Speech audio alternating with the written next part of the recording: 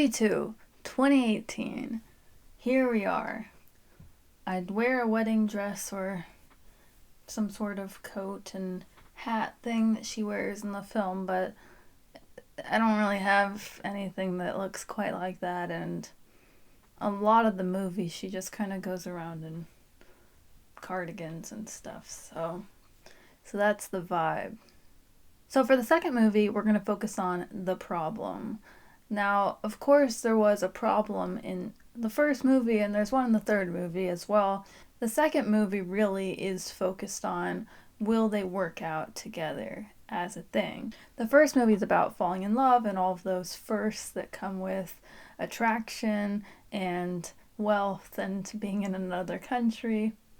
But the second one is really about making it work, or even seeing if it can work. So that's what we're doing right now. In order to answer our questions and maybe concerns about them getting engaged after knowing each other for a few weeks, the second movie opens up letting us know that they've had a year-long engagement, which has nothing to do with the fact that it's got to be a Christmas movie, am I right? And during this year, they've spent time going back and forth between New York and Aldovia in order to get to know each other better and to know each other's families and the places that they both love, on top of also just being able to have extended amazing vacations and kind of pre-honeymoons in wherever the heck they want to be, because he's a king now, not even just a prince anymore.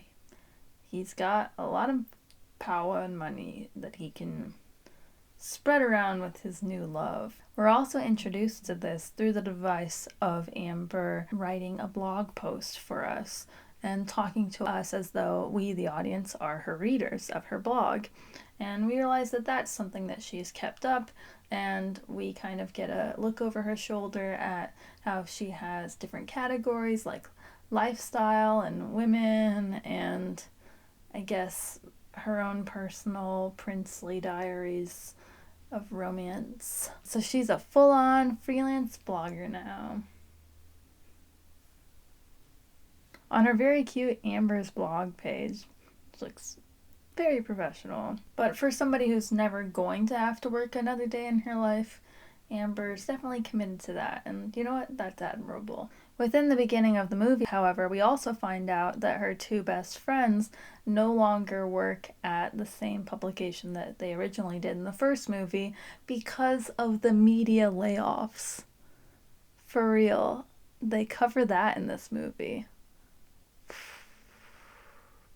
But it appears that the media layoffs that have happened in the US aren't the only signs of economic recession that we see within the world of Aldovia and New York. Because when we go to see King Richard giving some of his speeches, as he is now meant to do as the king, we see that there are protesters that are upset because they feel that the plan that he and his wife have to bring Aldovian to the modern age are kind of pushing real Aldovian people to the wayside and making them lose their jobs.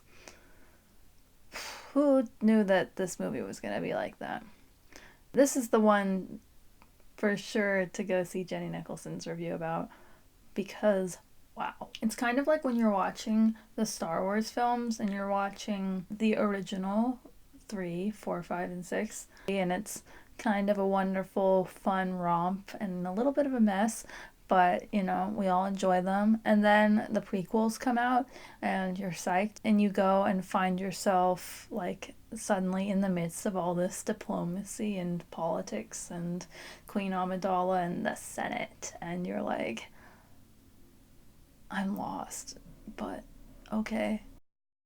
The main cause of tension isn't necessarily this, although it definitely adds to the tension between the couple, so much as it is that being a king is busy. And every time that Richard and Amber try to get away together or try to have a moment together, like from basically the time that Amber steps down into Aldovia in order to prepare for their wedding that's going to be on Christmas. For the moment that happens, King Richard is pulled away like at every given chance in order to talk about politics or something or other, which can't help but begin to drive a little bit of a rift between him and his future bride-to-be. There's a moment where they're about to go look for a Christmas tree together, or they're going to just, have a moment together to catch up on things because they haven't been able to speak, and someone or other will come and interrupt them and kind of pull them apart. And of course, you might say that some of this is just because it's part and parcel of being a king, and yes, that's true to an extent, and Amber is aware of that. Amber wants to get involved and she wants to be a part of things, but Amber's trying to get involved and is like, I really think I could help. And he's like, don't worry, my love. I know the exact sort of mission you could help me with. And he's like, picking a Christmas tree. And on the one hand, fun. On the other, wow, that's condescending. Finally, when she's like, really, I think I could help, he's like, don't worry. My mom decided to call her vizier. Advisor from before, and he's gonna come help us out. And she's like, okay, cool.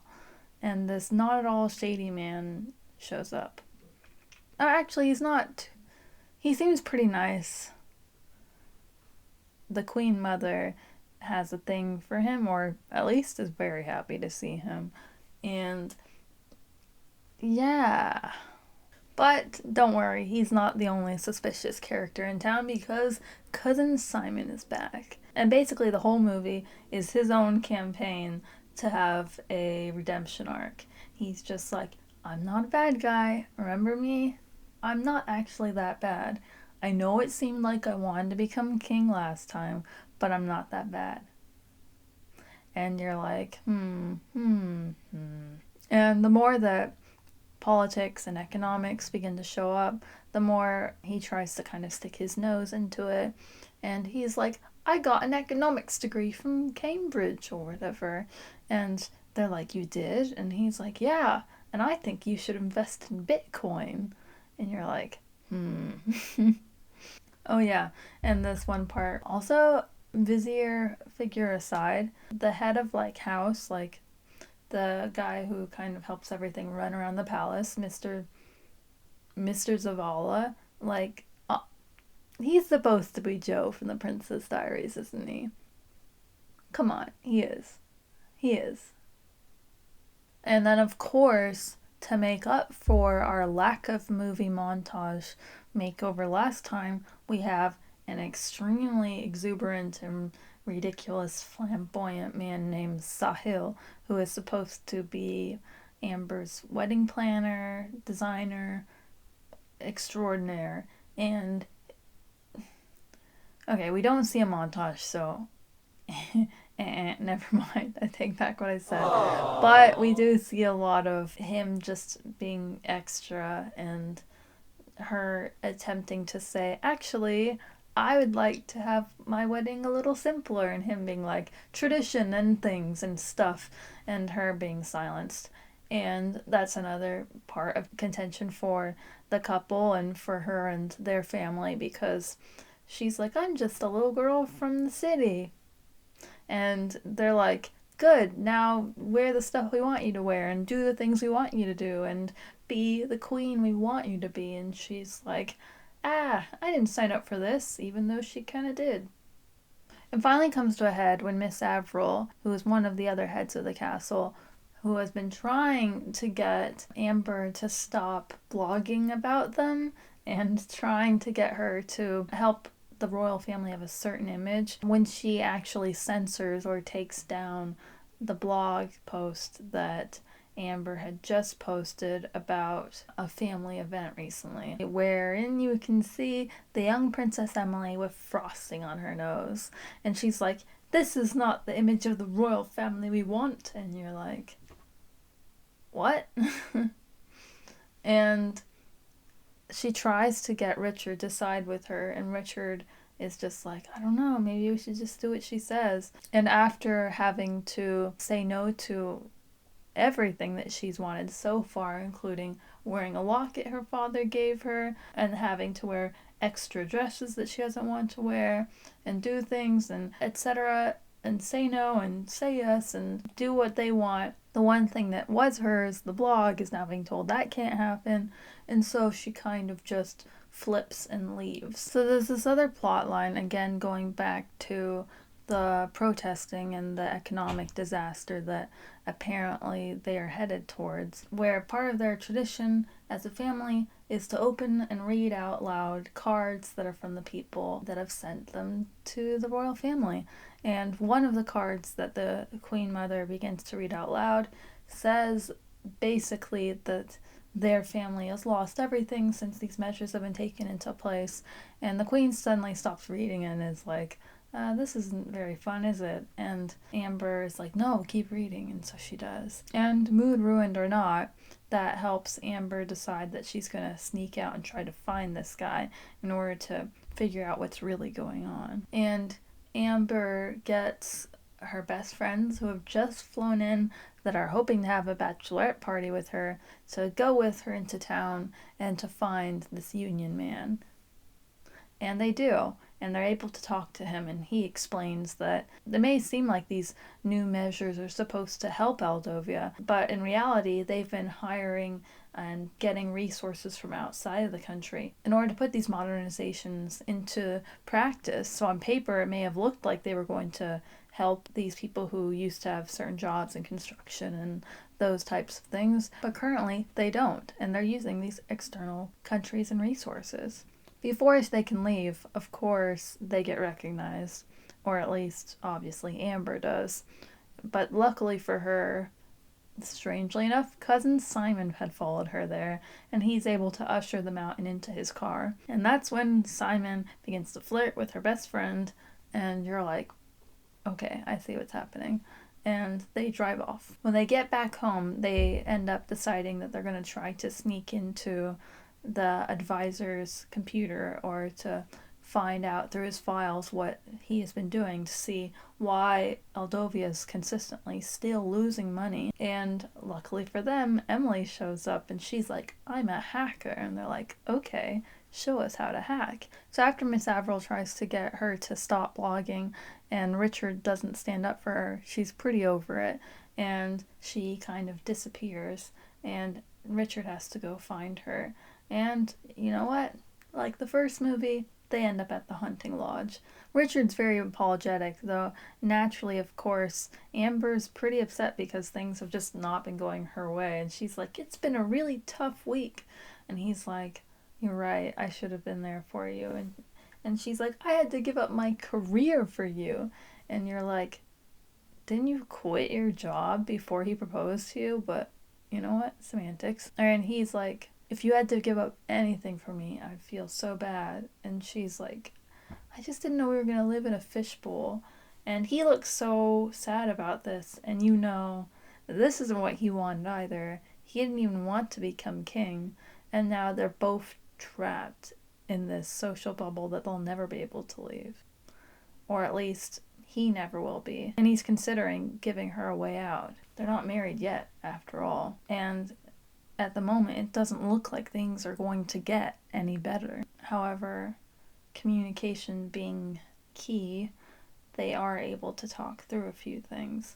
And when they meet with the Queen and the advisor and the heads of house again, they're able to supply a list of demands for their wedding that will show and help it feel like it's actually their wedding and that they are able to control things that are part of their life in order to make sure that this thing can work for them. If they feel like they're being puppeted by others or never being able to have a moment to one another or to themselves, then this relationship will never work. But of course, how could we forget the evil corporation that they've just uncovered, which is Glockenspiel Corporation. And Glockenspiel Corporation is apparently an offshore account for the advisor, and so that he can be siphoning as much money as he wants to while putting his stamp on things and making it look real nice.